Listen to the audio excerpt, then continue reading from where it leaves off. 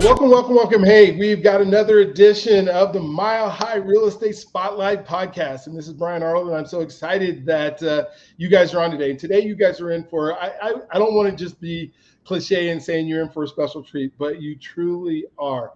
Oscar and Omar have started their own, real estate business and, working just hard in the community.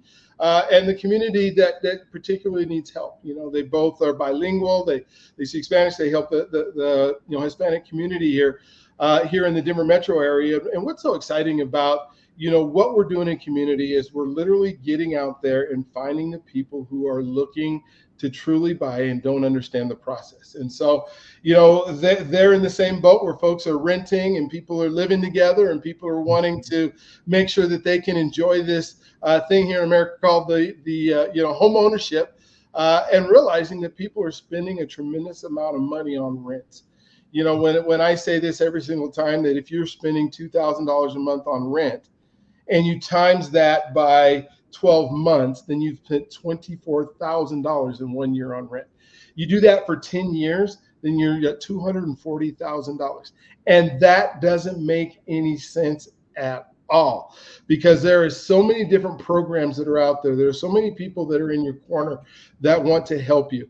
And I'll say this at the beginning, I'll say this at the end, is we're here to help you, and let us help you. You deserve this, and you can do this. So before we even get started, and you think, hey, home ownership isn't for me, I'm telling you right now it is.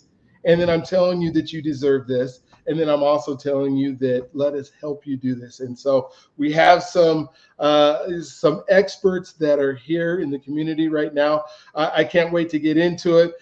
Sometimes I just spend too much time talking at the beginning, but I really want to get into Oscar and Omar and their story. So before we get started, Oscar and Omar, please tell us, how will folks get a hold of you? Because I want them to write that down now so they don't miss anything trying to figure out how to do that. So how would they get a hold of you guys? Yeah, so you can get a hold of me by my phone number. My phone number is 720-525-3941. And then your phone number, Omar? Yeah, my phone number is 720-975-7013. And then also we do have a team phone number. Our team phone number is 720-767-2257.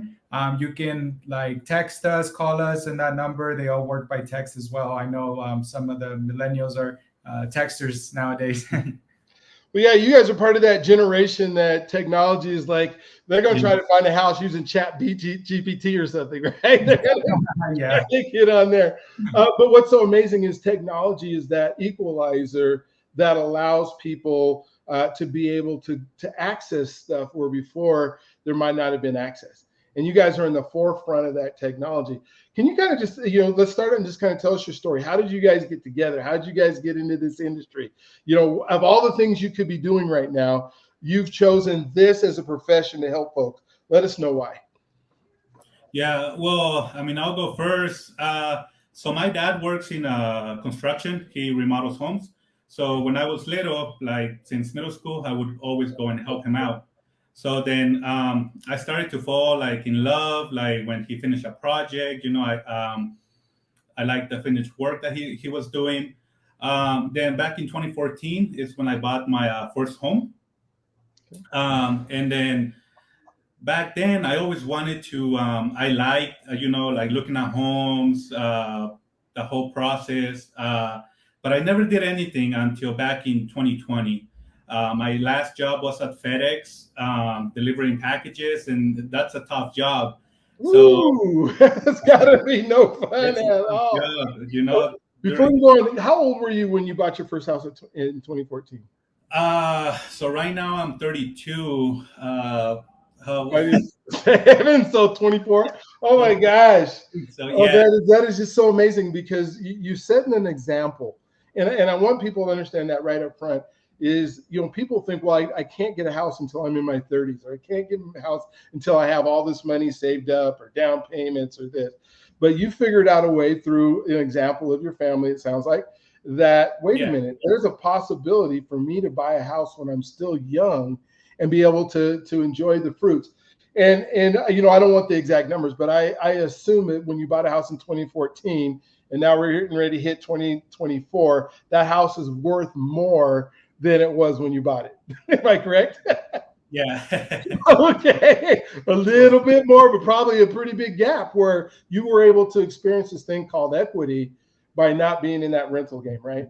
All right, so Right. I'll go ahead and go back to your story. I just wanted to make sure I brought that back up that Yeah. you did Yeah. that. So I mean, working at FedEx, it's tough. So I was like, I can't be doing this all my life. So, like real estate. And me and Oscar were working the same job at the time, FedEx. So he quit and he started like the real estate career. So I'm like, yeah, I think it's time. I got to do it too. And that's how I did it. I mean, I quit my job, gave my 2 weeks notice. Um, then I studied for a whole month. Okay. That was back like the end of October. So basically November, and I got licensed. Like I passed the Colorado exam like in the middle of December. So like a month and a half, I passed all of my tests. Gotcha. In the middle of like the best selling season ever, right? In December here you said that, right? Oh my gosh. Well, and just to kind of go back a little bit, so you were working at FedEx, and so you were still able, I just want to make sure, to buy a house working at FedEx. It wasn't like you had to have this grandiose job that makes all this money that you're making millions of dollars before you could buy a house. As a worker working at FedEx, and you quit at FedEx in the middle of December, right before Christmas. I love it. Yeah. So you didn't have to deal with all those packages, but still were able to continue to do stuff. That is amazing. And so what's kind of been the journey now since you got your license, passed Colorado, it's December, you're getting ready to make it happen. What's the journey like since then?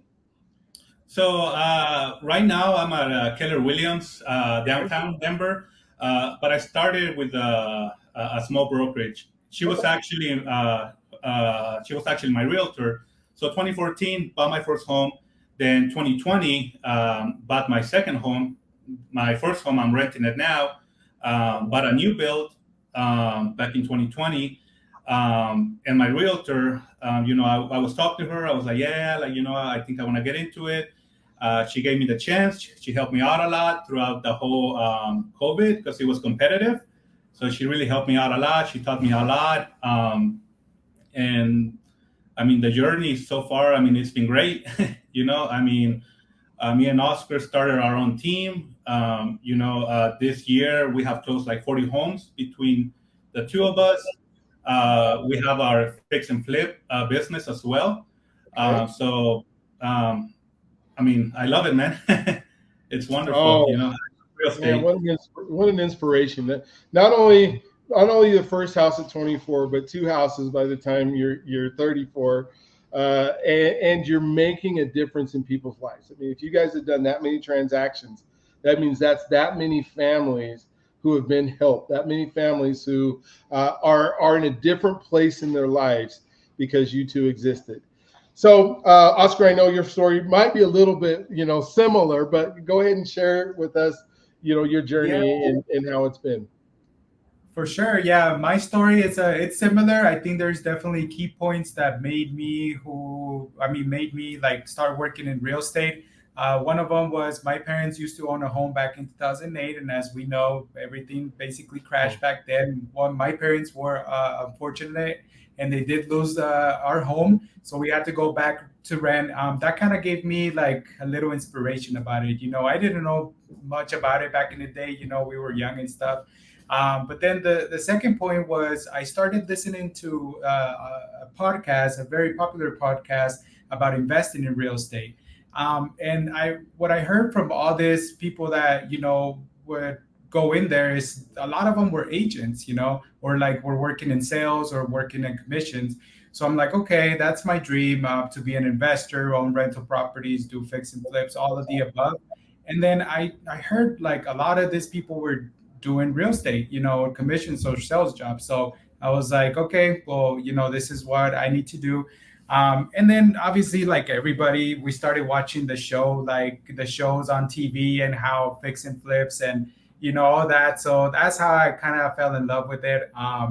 And now same story. I quit my job at FedEx. I'm a single parent. So I kind of needed to pick up my son at a certain time. So, with FedEx, it's like you're not done until you're done, until you deliver that last package. And I couldn't do that. It wouldn't work with my schedule. So it was something that I had to do. So I quit FedEx. I started doing my real estate exam online as well during COVID and all that, and passed it a second try. Not gonna lie, second try, but I did pass it. Started doing real estate full time in October of whatever that year was during COVID. And ever since, I never looked back. I definitely got a lot of help from a different office that I was with back then. And now that I'm with Keller Williams, I'm getting even more help. But so far, it's been great. This past 3 years is basically going up. Every year we close more deals. Every year we start new businesses. So I can't complain.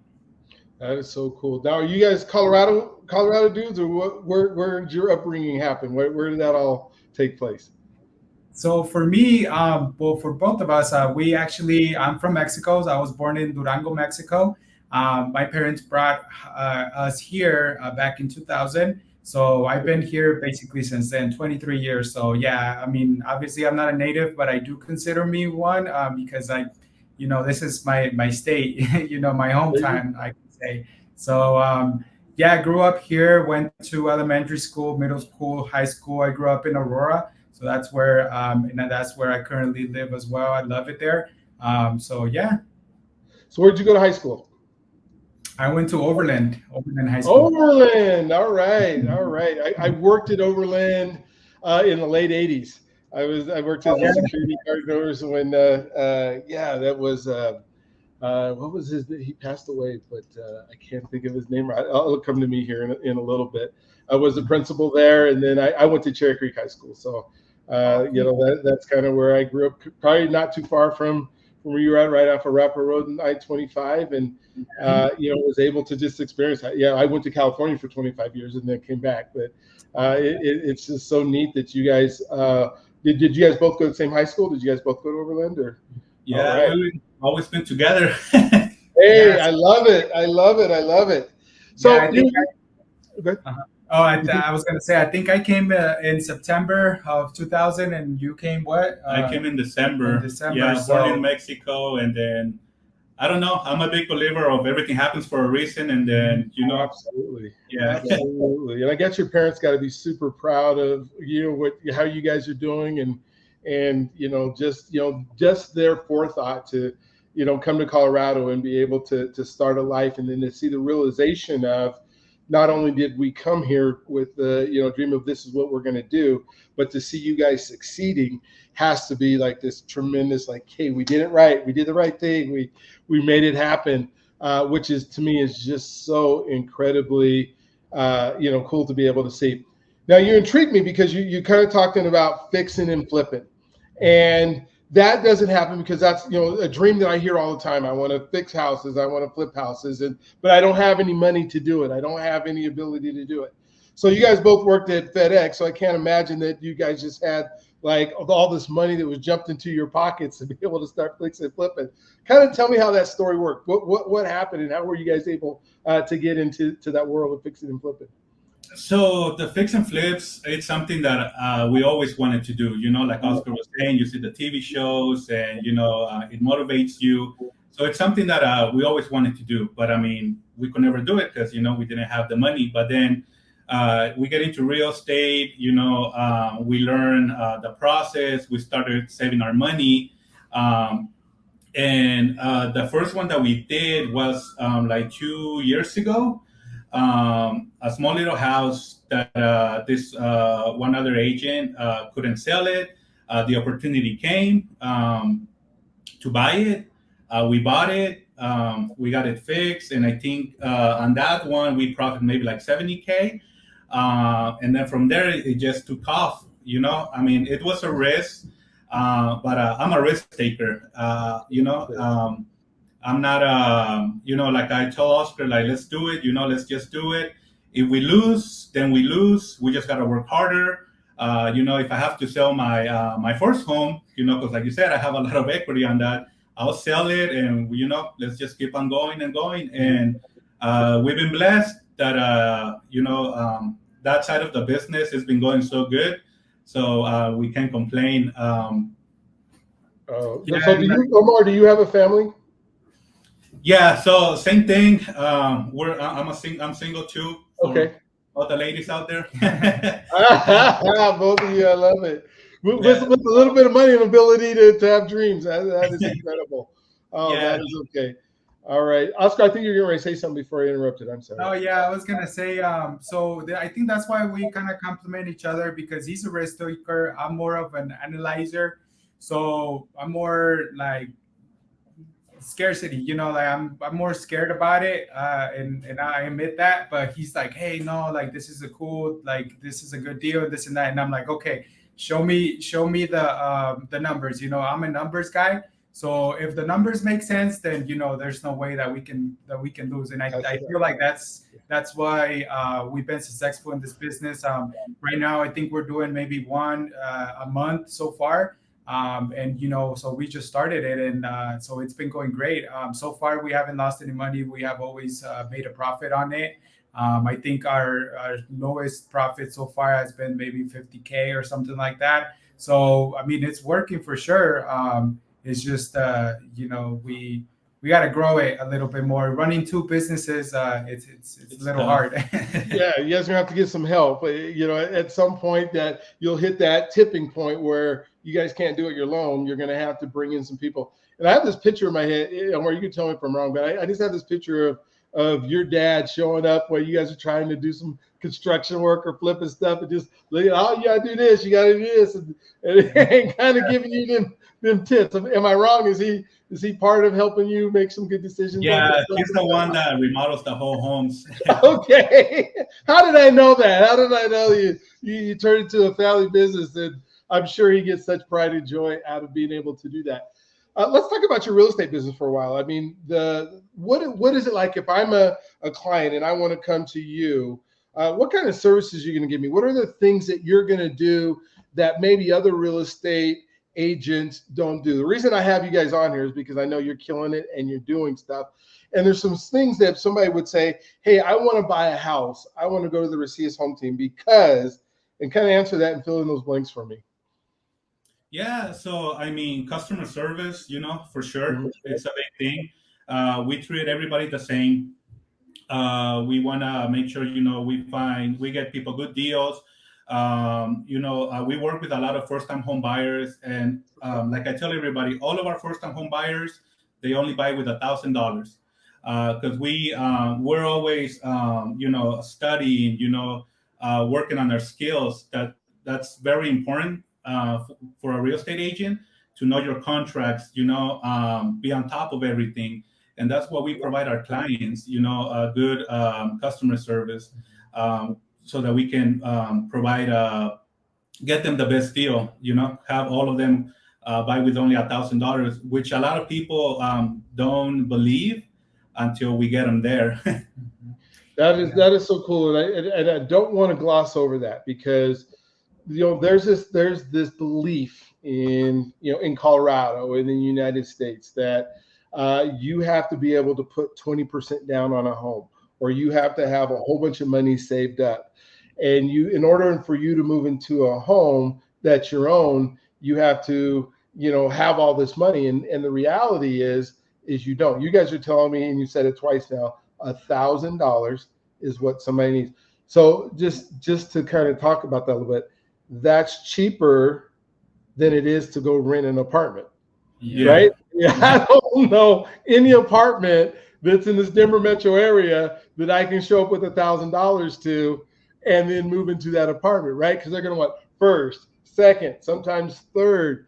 So for $1,000, what are you telling them they have to have as far as like, credit, or what are some of the precursors, I guess, that you believe that you tell your folks, hey, I need you to be right here before we can go do this?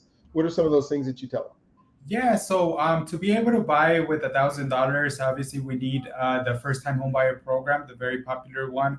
As far as obviously you're the lender, so you would know a little bit more about it. But we do know that minimum 620 credit score is what you need, and then also 2 years of work history. It doesn't have to be the same job. I've heard that you can, obviously work multiple jobs, just have to be consistent.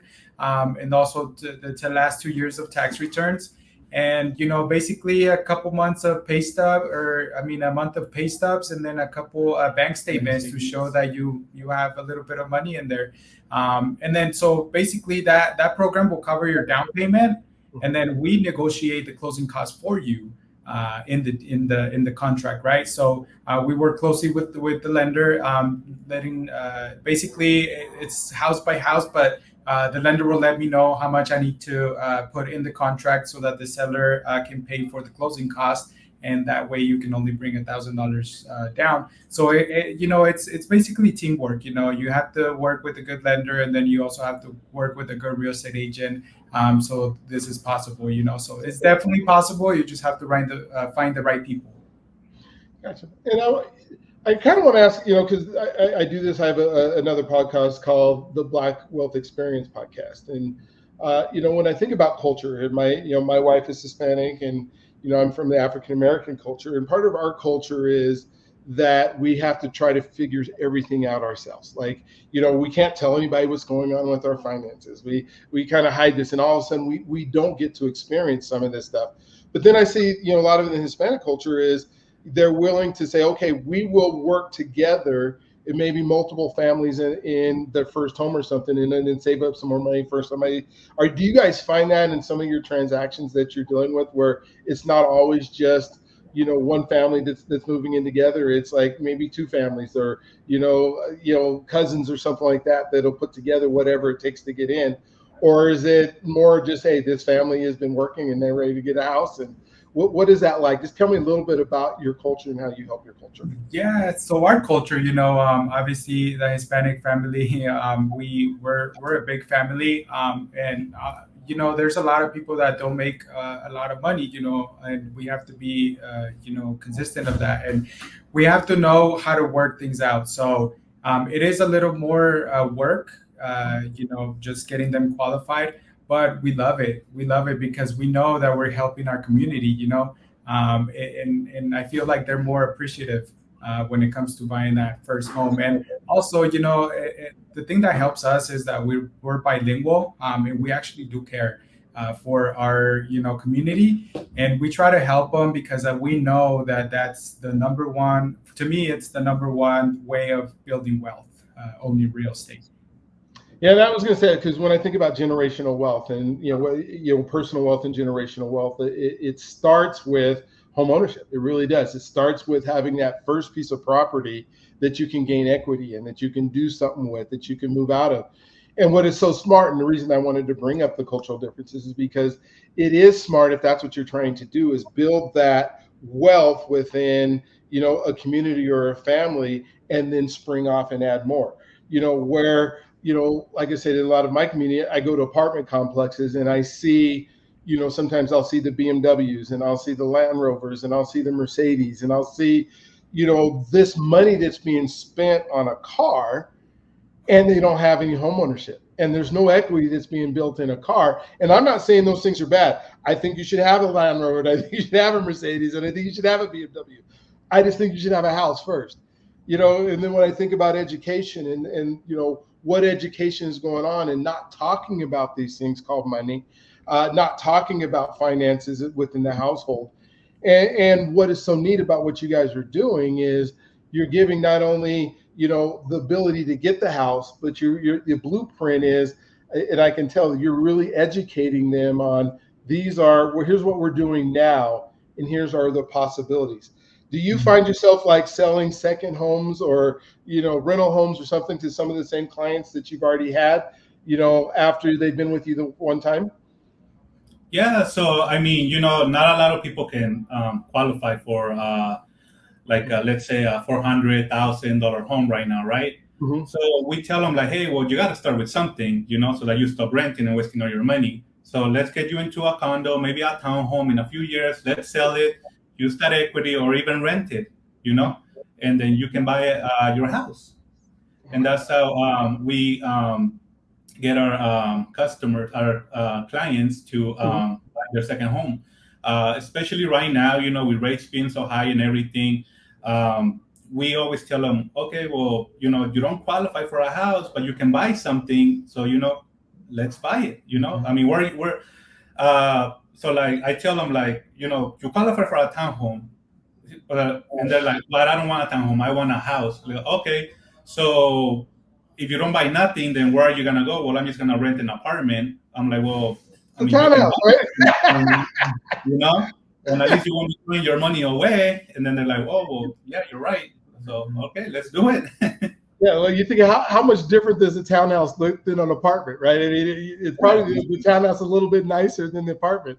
And the Right. thing that they're saying, I don't really want that right now, but the education is like, wait, we're not just selling you a home right now, we're selling you a future. And that's where I see like this huge, lift with you guys is you're saying, hey, look at where you're at now. We're going to get you into something right now. And it might not be in the exact place that you want to be right now, but just hang on, watch what we do, hang out with us for a little bit, and Right. you will see, where we can go from there. Do you guys ever have like appreciation dinners or things where you invite past clients back to your place to talk to, or how are you keeping in touch with the folks that you work with? So right now we are not doing like a set event, but we do plan on doing like a first time home buyer homes. Also, like we're always in touch with them. So every 3 months we set it up in our CRM that we need to call them, make sure that they're doing okay. If they need anything, vendors, anything like that. So we're always on the phones, talking to our past clients. And even like a strategy for me, well, not a strategy, something that I want to do is because every client becomes a friend. So if I find them on Facebook, I add them on Facebook, I see what they're doing in their lives, I comment, because I'm part of them basically, and I can see there's a couple clients that, are having babies or things like that. So I'm like, oh, hey, congratulations. And going back to what they bought, if they bought a townhome or anything like that, it's like, hey, well, let's get you into a home next so you can have enough space for your family. So that's how we stay in touch. We're always on social media. We're always giving them a call, just to stay in top of mind. Oh, that is so cool. So I come to you and I say, hey, you know what? Interest rates are up. Housing's cost too much. I can't get a house. I want to get a house, but it just looks like it's not in the cards for me.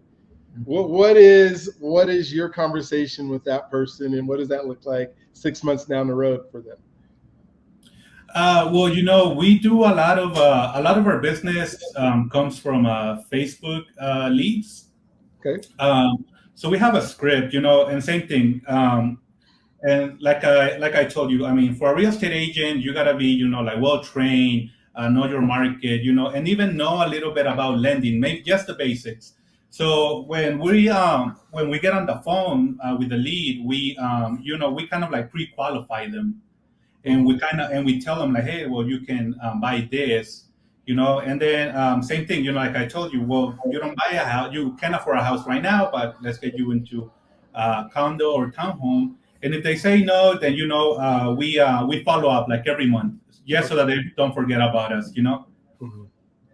That is so cool. And what I see there is you care about them. You're going to work through them. You're not saying not you might even say not now today, but you might say next week or next week. But you're not telling somebody, hey, why don't we wait for 3 or 4 years for the interest rates to go down, and then we'll go from there. It's like meet them where they're at, find exactly what they want, and it might not, and then be able to guide them into this is what you can afford. It pains me sometimes when I'll talk to somebody and they're like, they're out in Southeast Aurora, out by the reservoir on the lake, and they're looking at whether it's new builds or $1 million homes out there, and they can afford like 400,000, and then they want to measure everything against that $1 million home that they were able to see, which is that's so hard to do sometimes, because like you said, we got to meet where you're at. I'm not saying you're not going to live out there eventually, and it might be sooner than you think. It's just not today, as you're doing anything. So cool. Well, guys, we're kind of getting towards the end of our time here, but I want you to be able, to again, tell us about how to get a hold of you, whatever those numbers are. But then just give us some closing thoughts of some things that you think that somebody should know and a reason that they should give you a call and call you. Well, I mean, I'll go back to the same thing. All of my clients, first-time home buyers, they buy with $1,000. We are well trained. I'm about to do 3 years in real estate. But I have the knowledge, to help everybody out, even first-time home buyers, investors who want to do fix and flips. Just give me a call and we'll be more than happy to help. All right. Yeah. And then for me, yeah, same thing. We've been in this industry 3 years. I think we're very well experienced as far as different ways of building wealth, either through your first home, doing a rental property, renting it out, or even a fix and flip. But I feel like with me, you get a little more patience. So that's something that I've gotten back from feedback from past clients. If you're a first-time home buyer, I'm going to hold your hand all the way through the process. You call me at a certain time, I'm going to be there.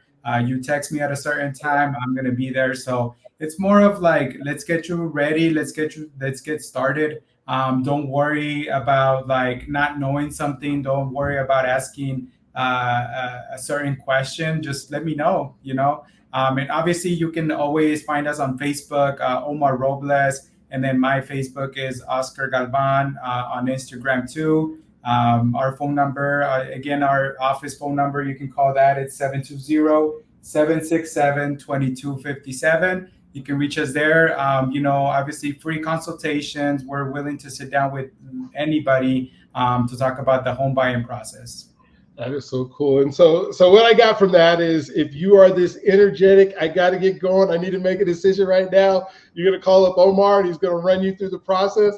And if you're kind of scared and timid a little bit, you're going to call Oscar and he's going to hold your hand. And that's what makes you guys such an incredible team. And so I thank you guys for being on here. I mean, like I said at the beginning, you can do this. You absolutely can do this. You deserve this. You deserve to have a home. And then let us help you.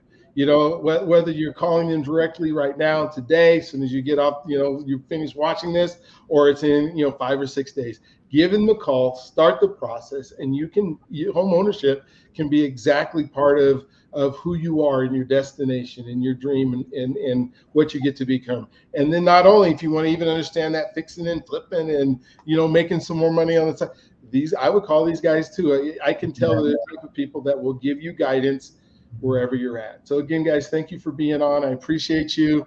You've just had another edition of the Mile High Real Estate Spotlight. Share this with somebody else that if you just stumble across it and you're ready for a home and you got other friends that are ready for a home, share this with them so they can give these guys a call. Thank you guys again for having us. All right.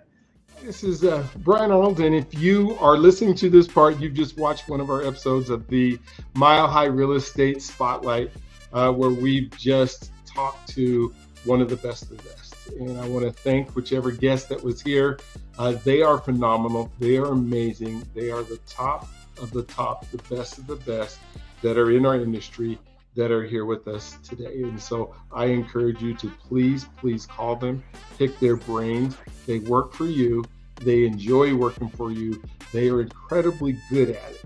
And so I want to make sure that you give them a call. So whoever you listen to, whichever one you saw that you were there, please do that. The other thing is everyone deserves a home. Everyone deserves a home. I say that at the end of my show. You deserve it. Let us help you do it. My goal is to make sure that we see homeownership. It just sickens me to see apartment complexes continue to go up, because I know those are people who haven't been able to make the call or figure out a plan. So let us help put that plan together for you. I have some websites that allow you to do that, and I'll put those in the bottom, but please do. I am a lender. I do work in the lending space. If you do not already have somebody who's pre-qualified you, I would love to be able to have that opportunity to earn your business and qualify you. My number is 720-682-2223. That's 720-682-2223. Give me a call anytime, and I would love to be able to help you with that. We also do living trust. And so when we think about an estate, to try to avoid probate and make sure that doesn't happen. So whether it's you, if you own a home, and you should have a living trust. And I will say that everyone not just deserves it, everyone needs a living trust if they own a home. And then finally, just wanted to thank you for watching these episodes. And so please tune into more. Would love for you to see and be able to shop around. So thank you for doing that. Again, I want to make sure that you know that you can do this. You deserve this. And let us help you make it happen. You guys have an awesome, wonderful, awestruck, incredible day today.